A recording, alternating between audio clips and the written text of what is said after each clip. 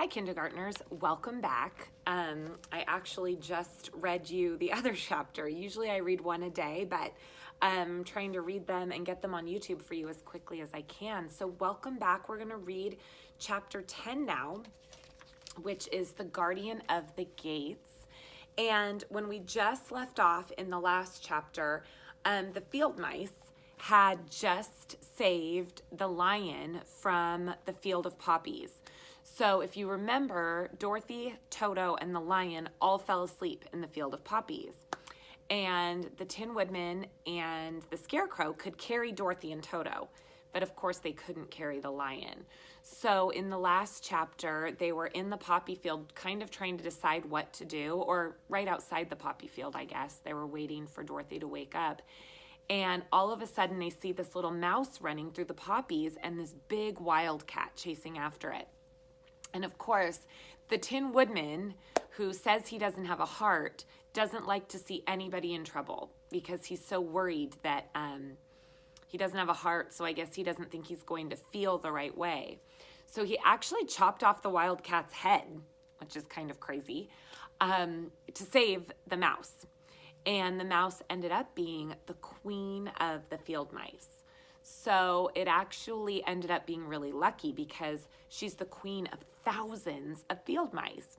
So when they needed help, the thousands of field mice came running, and the Tin Woodman built a truck, or more like a flatbed of wood with wheels, and they put the lion on top of it, and then the mice, all the thousands of them, were able to pull him out of the poppy field. So when we ended the last chapter, the lion was still asleep, but Dorothy and Toto had both woken up.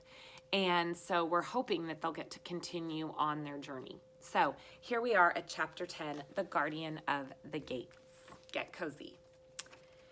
It was some time before the Cowardly Lion awakened, for he had lain among the poppies a long while, breathing in their deadly fragrance. But when he did open his eyes and roll off the truck, he was very glad to find himself still alive. "Oh, I ran as fast as I could," he said, sitting down and yawning, "but the flowers were too strong for me.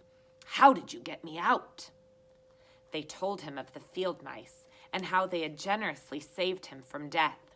And the Cowardly Lion laughed and said, "I've always thought myself very big and terrible, yet such small things as flowers almost killed me, and such small animals as mice have saved my life. How strange it is. But now, comrades, what shall we do now?" "Well, we must journey on until we find the road of yellow brick again," said Dorothy, "and then we can keep up to the Emerald City." So the lion began being fully refreshed and feeling quite himself again. They all started upon their journey, greatly enjoying the walk through the soft, fresh grass. And it was not long before they reached the road of yellow brick and turned again toward the Emerald City, where the great Oz dwelt. The road was smooth and well paved now, and the country about was beautiful, so that the travelers rejoiced in leaving the forest far behind, and with it the many dangers they had met in its gloomy shades. Once more they could see fences built beside the road, but these fences were all painted green. And when they came to a small house in which a farmer evidently lived, that also was painted green. So we're now entering the middle of Oz, because remember, they had been in the blue country, the country of the Munchkins, which was where Dorothy's house landed. But now all of a sudden, everything that they see is green. And so, of course, the Emerald City is green. Emeralds are like big green diamonds. So if a city is going to be made out of big green diamonds, then probably everything around it might be green too. They passed by several of these houses during the afternoon, and sometimes people came to the doors and looked at them, as if they would like to ask questions. But no one came near them or spoke to them because of the great lion, for which they were much afraid. The people were all dressed in clothing of a lovely emerald green color, and they all wore peaked hats just like those of the Munchkins. So again, now all the people in this land are dressed in green as well, whereas in the land of the East, they were all dressed in blue. "This must be the land of Oz," said Dorothy, "and we are surely getting near the Emerald City." "Yes," answered the Scarecrow, "everything is green here, while in the country of the Munchkins, where I come from, blue was the favorite color. But the people do not seem to be as friendly as the Munchkins, and I'm afraid we might be unable to find a place to pass the night." "Oh, I should really like to eat something besides fruit," said the girl, "and I'm sure Toto is nearly starved. Let us stop at the next house and talk to the people." So, when they came to a good-sized farmhouse, Dorothy walked boldly up to the door and knocked. A woman opened it just far enough to look out and said, "What do you want, child? And why is that great lion with you?" "Oh, please, we wish to pass the night with you if you'll allow us," answered Dorothy. "The lion is my friend and comrade and would not hurt you for all the world." "Is he tame?" asked the woman, opening the door a little wider. "Oh, yes," said the girl, "and he's a great coward too, so that he's more afraid of you actually than you are of him." "Well," said the woman, after thinking it over and taking another peep at the lion, "if that's the case, you may come in and I will give you some supper and a place to sleep." Now imagine that. Imagine you're in your house and there's a knock at the door and you open it up and there's a little girl standing there with a lion, a scarecrow, and a man made out of tin. Would you let them in your house to spend the night? I don't know if I actually would. So they all entered the house, where there were, besides the woman, 2 children and a man. The man had hurt his leg and was lying on the couch in a corner. They seemed greatly surprised to see such strange company, and while the woman was busy setting the table, the man asked, "So where are you all going?" "We're going to the Emerald City," said Dorothy, "to see the great Oz." "Oh, indeed," exclaimed the man. "Are you sure Oz will see you?"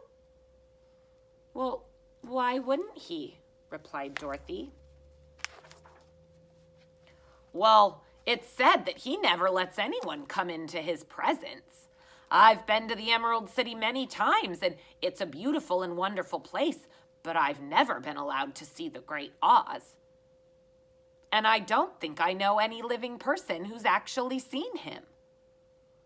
"Well, doesn't he ever go out?" asked the Scarecrow. "Oh, never. He sits day in and day out in his great throne room in his palace, and even those who serve him and wait upon him do not see him face to face." "Well, then what is he like?" asked Dorothy. "Oh, that's hard to tell," said the man thoughtfully. "You see, Oz is a great wizard, and so he can change into any form he wishes. So some say he looks like a bird, some say he looks like an elephant, some even say he looks like a cat. To others, he might be a beautiful fairy, or an elf, or other form that pleases him. But who the real Oz is, when he's himself, no living person knows." So here's where they are, in this house. And let's see. Here's the man who's hurt his leg. And so he's the one who's talking to them right now about Oz. And then here's the woman. Or no, here's the woman, I'm sorry. And then there's the 2 children. And Scarecrow, Dorothy, Tin Man, Lion, and Toto. So he's sort of telling them his experiences at the Emerald City. And it's interesting that no one's even met the Wizard of Oz. So here they're on this long journey to see him, and then this man tells them no one's ever seen him. Well, that's very strange, said Dorothy, but we must try in some way to see him, or we shall have made this journey for nothing. Well, why do you wish to even see the great, terrible Oz? Asked the man. Oh, I want him to give me some brains, said the Scarecrow eagerly. Oh, Oz can do that easily enough, declared the man. He has more brains than he needs. Oh, well, I just want him to give me a heart, said the Tin Woodman.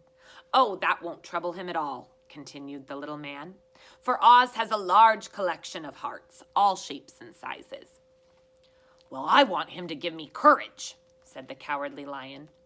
Oh, that's easy. Oz keeps a great pot of courage in his throne room, said the man, and he has it covered with a golden plate to keep it from running over. He'll be glad to give you some. Well, I want him to send me back to Kansas, said Dorothy. Kansas? Where's Kansas? Asked the man in surprise. Well, I don't know, replied Dorothy sorrowfully, but it's my home and I'm sure that it's somewhere. Well, very well then. Oz can do anything, so I suppose he'll find Kansas for you. But first you must get to see him, and that will be a hard task, for the Great Wizard does not like to see anyone, and he usually has his own way. But now what do you want? He continued, speaking to Toto. Toto only wagged his tail, for strange to say, Toto could not speak. So think about that for a minute. We know this is a make-believe story, but it says, strange to say, Toto could not speak. And that is strange.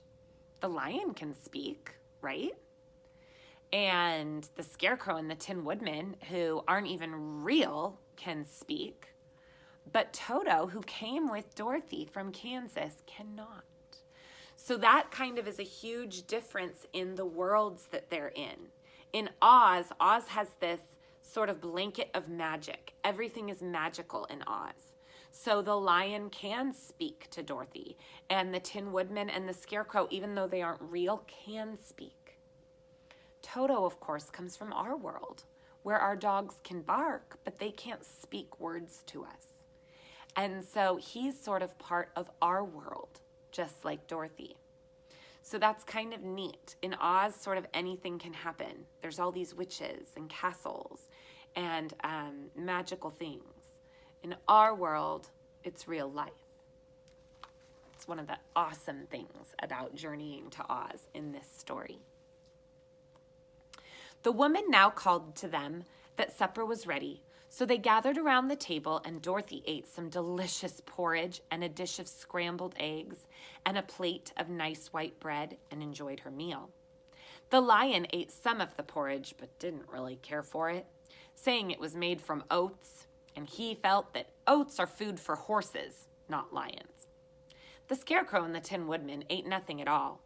Toto ate a little of everything and was glad to finally get a good supper again. The woman now gave Dorothy a bed to sleep in, and Toto lay down beside her, while the lion guarded the door of her room so she might not be disturbed. The Scarecrow and the Tin Woodman stood up in a corner and were quiet all night, although they of course don't sleep. The next morning, as soon as the sun was up, they started on their way and soon saw a beautiful green glow in the sky just before them. That must be the Emerald City, said Dorothy. As they walked on, the green glow became brighter and brighter, and it seemed that at last they were finally nearing the end of their travels. Yet it was afternoon before they came to the great wall that surrounded the city. It was high and thick and of a bright green color. So here they are. They're back on the road of yellow brick, and like they said, it's very well paved here. It's not falling apart, and they see this green glow from the sky, and it's not in the sky in this picture. It's actually on the ground, but there's some clouds that are sort of blocking it, and they want the illustrator of this picture wanted it to look like it was so magnificent that it was almost glowing green. so they can see it from far away. And they're so excited because they realize finally, after this long journey, they're finally here.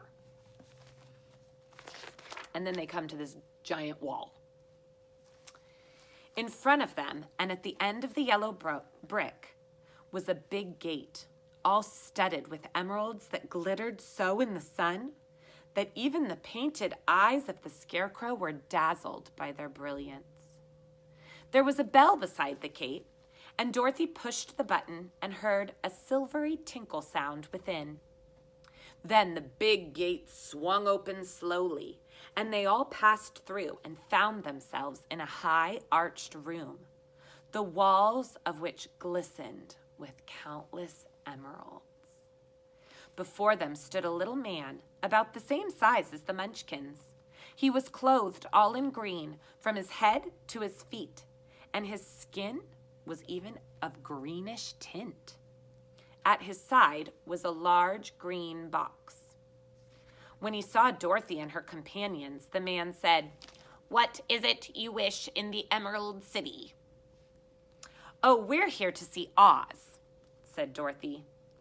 The man was so surprised at this answer that he sat down to think it over. "Well, it's been many years since anyone has asked me to see Oz," he said, shaking his head in perplexity. "He's powerful. He's terrible.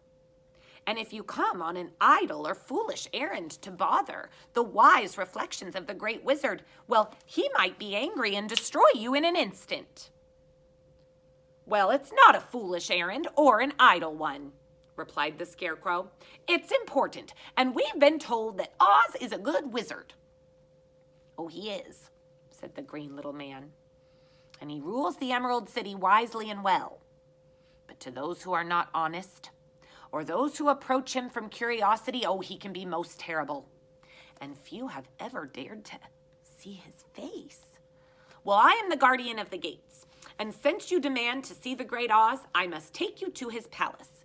But first, you must put on the spectacles." "Why?" asked Dorothy.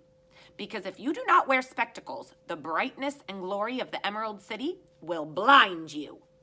Even those who live in the city must wear their spectacles day and night. They're all locked on their heads, for Oz so ordered it when the city was first built, and I have the only key that will unlock them." Now, do you know what spectacles are? I'll show you. I don't have the ones from the Emerald City, but spectacles are glasses. And so everyone who comes into the Emerald City in the story must wear spectacles, or it says in the story that you will go blind from the brightness and beauty of the emeralds. Now, this is something that only the story has. The movie, there are no such thing as spectacles. So this was another big difference. But in the book, they all must put on their spectacles, and the guardian of the gates actually locks them on their head so they can't get them off. And he's the only one that has the key. He opened a big box, and Dorothy saw that it was filled with spectacles of every size and shape. All of them had green glass in the lenses. So instead of them being clear glass like this in my glasses, this part is green glass. Interesting. The guardian of the gates found a pair that would just fit Dorothy and put them over her eyes. There were 2 golden bands fastened to them that passed around the back of her head, where they were locked together by a little key that was at the end of the chain the guardian of the gates wore around his neck. When they were on, Dorothy could not take them off, even if she wished to. But of course she didn't want to be blinded by the glare of the Emerald City, so she said nothing. Then the Green Man fit spectacles for the Scarecrow and the Tin Woodman and the Lion and even on little Toto. And they were all locked fast with the key. Then the guardian of the gates put on his own glasses and told them he was ready to show them to the palace. Taking a big golden key from a peg on the wall, he opened another gate, and they all followed him through the portal into the streets of the Emerald City. So here he is in the book. This is the guardian of the gates. And here is a picture of little Toto with his glasses on. Is that just the cutest thing you've ever seen? And that's the end of this chapter. The next chapter is actually called The Wonderful Emerald City of Oz. So this chapter was just about meeting the person who was in charge of letting them in. And so let's look at the picture book, and then I'll share some things from you from the movie. So in the picture book,